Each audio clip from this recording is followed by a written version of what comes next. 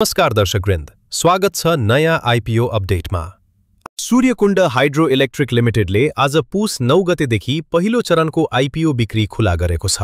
कम्पनीले आयोजना प्रभावित नुवाकोट जिल्लाको दुप्तेश्वर गाउँपालिकाका स्थानीय र श्रम स्वीकृति लिई वैदेशिक रोजगारीमा रहेका नेपालीलाई पहिलो चरणमा आइपिओ निष्कासन गरेको हो। कम्पनीले स्थानीयलाई 6,89,675 किता शेयर निष्कासन गरेको छ। यस निष्कासनमा स्थानीयले न्यूनतम 10 किता र अधिकतम 50,000 किताको लागि आवेदन दिन सक्नेछन्। स्थानीयले छिटोमा पुस 23 गतेसम्म र सो अवधिसम्म पर्याप्त आवेदन नपरेमा ढिलोमा माघ 8 गतेसम्म आवेदन दिन सक्नेछन्। त्यस्तै कम्पनीले श्रम स्वीकृति लिई वैदेशिक रोजगारीमा रहेका नेपालीलाई 68,967 किता शेयर निष्कासन गरेको छ। यस समूहमा आवेदन दिँदा न्यूनतम 10 किता र अधिकतम 50,000 किताको लागि आवेदन दिन सकिनेछ। यस निष्कासनमा पुस 14 गतेसम्म आवेदन दिन सकिनेछ।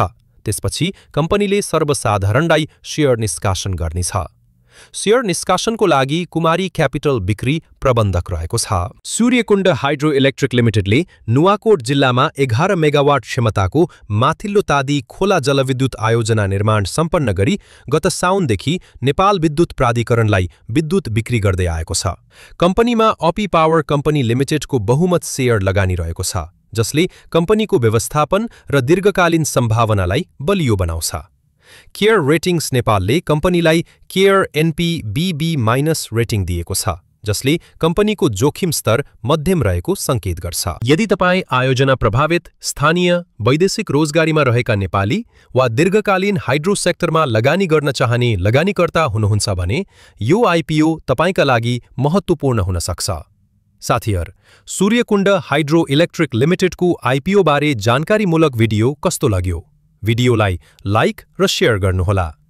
यस्तै आइपिओ र शेयर बजारका ताजा अपडेटका लागि नयाँ आइपिओ अपडेटलाई सब्स्क्राइब गर्न नबिर्सनुहोस्।